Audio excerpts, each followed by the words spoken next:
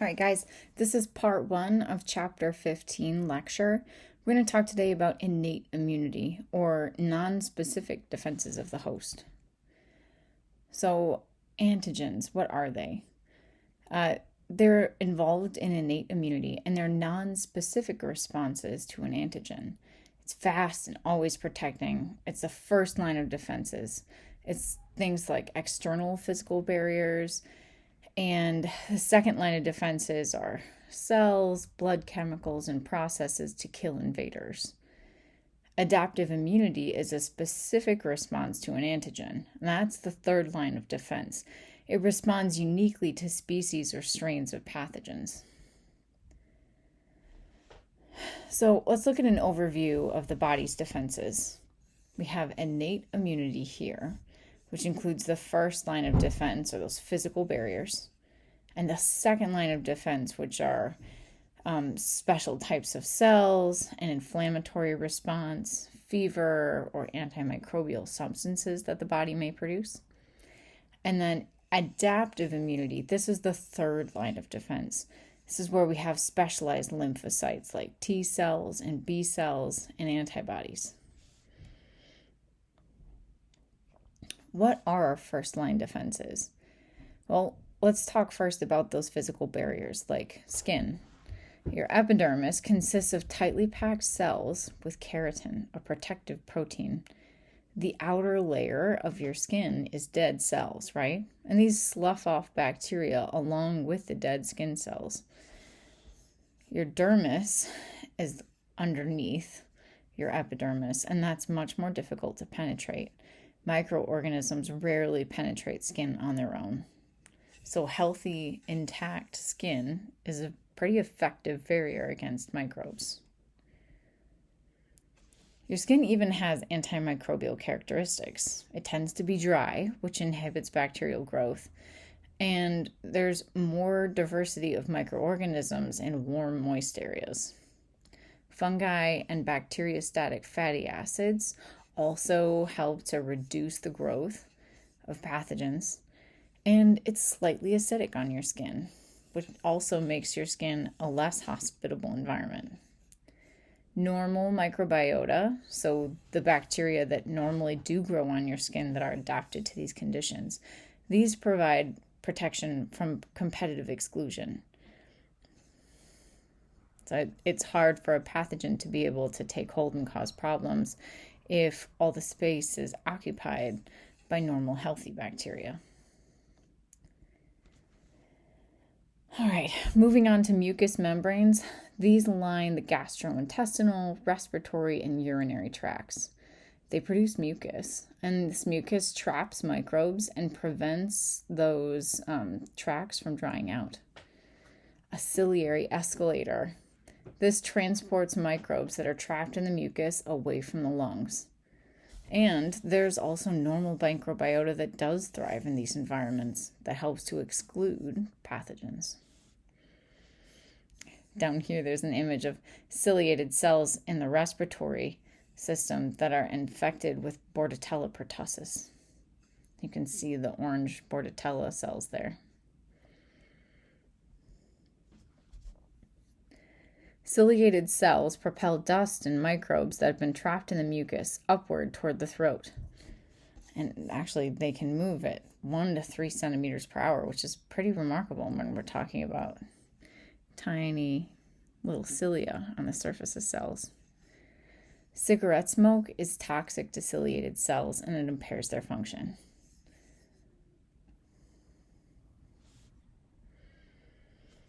Physical defense factors of the first line of defenses. So saliva helps to dilute and wash microbes off the surfaces of your mouth. Urine flow flushes microbes from the urethra. And there's also chemical defenses. Lysozyme is an enzyme in your perspiration, tears, saliva, and urine. And it's an enzyme that breaks down peptidoglycan. Now you remember, peptidoglycan is really important in the cell walls. Low pH of stomach acid and vaginal secretions and urine all prevent microbes from colonizing in those areas. Lactoferrin, or iron-binding compounds. These things bind to iron, which is an important part of some enzymes and important for growth. We find lactoferrin in milk, saliva, and tears, which helps keep these things bacteria-free or low in bacterial numbers. All right, let's talk a little bit more about competitive exclusion. Normal microbiota compete with pathogens or alter the environment. They take up space, which prevents adherence by the pathogens. They utilize available nutrients, which prevents the growth of pathogens, and they sometimes even secrete toxic chemicals that can kill pathogenic organisms. Let's move on to your second line of defense. This operates when pathogens do penetrate the skin or mucous membranes. And the second line defenses include cells and antimicrobial compounds of the blood. So we have non-specific immune cells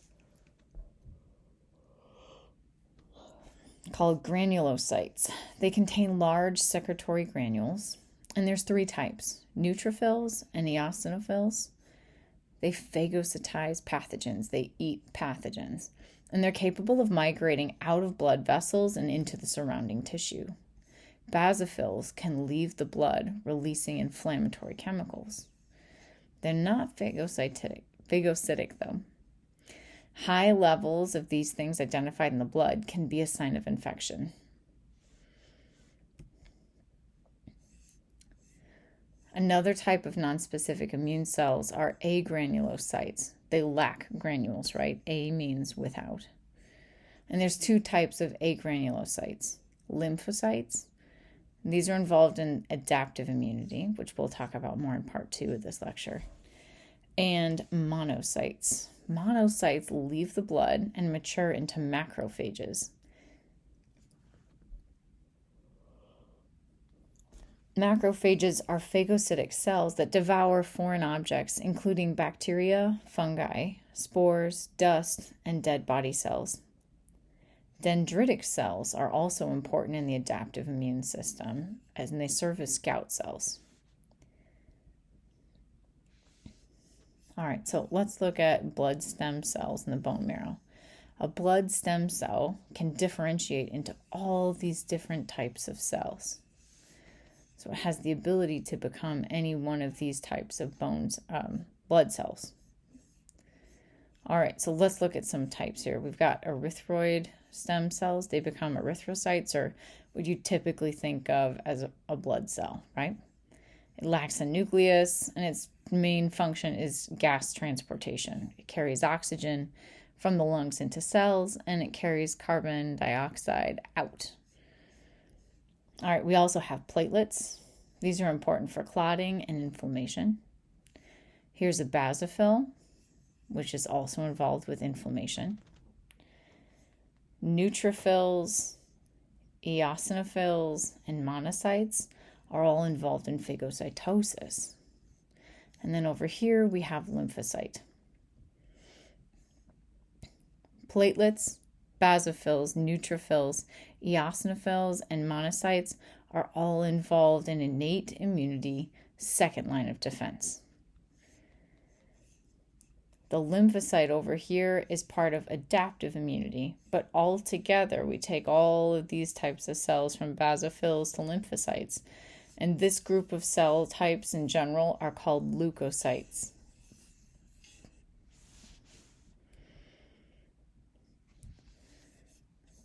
All right, antimicrobial compounds in the blood. There are certain antimicrobial proteins that can be found in blood. They complement proteins. They might be interferons or antibodies, which are part of the adaptive system. Complement proteins are proteins that circulate in the blood in an inactive form. They can be activated by complement proteins binding to microbial cell surfaces. And antibody antigen complexes in the adaptive immune system can also activate these complement proteins. And there's some important effects of activating these complement proteins. It can cause opsonization, which is enhanced phagocytosis by attracting phagocytes. It can trigger inflammation, and full activation results in membrane attack complexes, or MACs, resulting in the lysis of a foreign cell.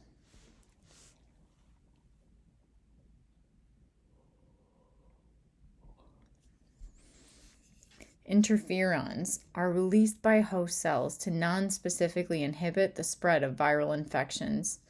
They cause many symptoms associated with viral infections.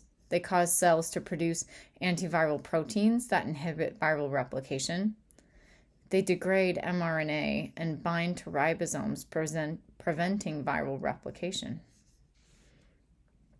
Because remember, some viruses reproduce by hijacking the cell's machinery in order to make it produce more viral particles.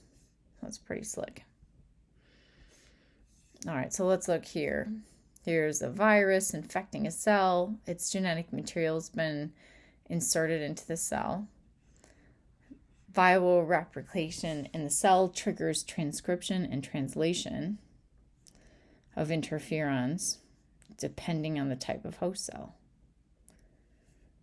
Interferon is released and diffuses to neighboring uninfected cells and binds to receptors. This binding triggers transcription and translation of inactive antiviral proteins. And then as time passes, meanwhile, the infected cell dies and releases viral particles. Right, so this is the first cell here. It's dead now. Virus particles are released. And when the second cell becomes infected with the virus, double-stranded RNA of the virus activates the antiviral protein.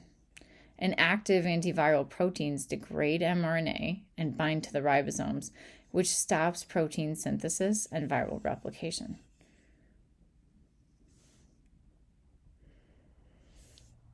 Inflammation is a non-specific response to tissue damage.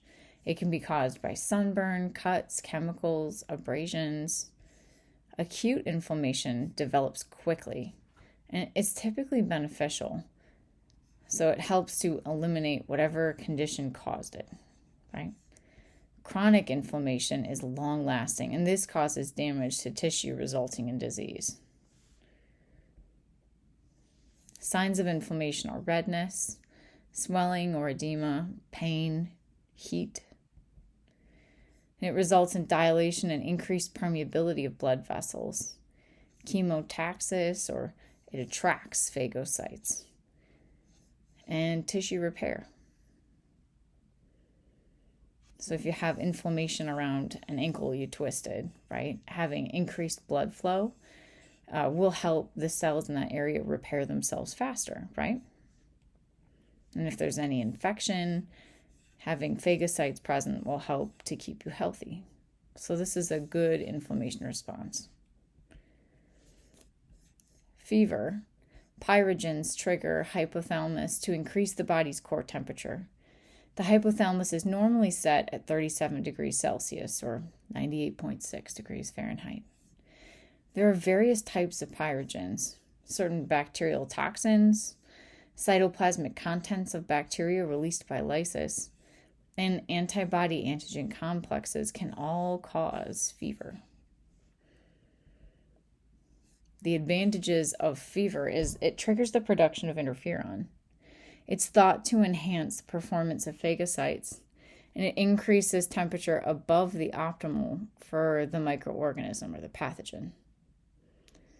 The disadvantages are that fever can lead to dehydration, body aches, fatigue, and if the temperature gets too high, like 44 to 46 degrees Celsius, it can become fatal. All right, so that's our overview of the innate immune system. Make sure you watch the video on part 2 of chapter 15 where we talk about the adaptive immune system.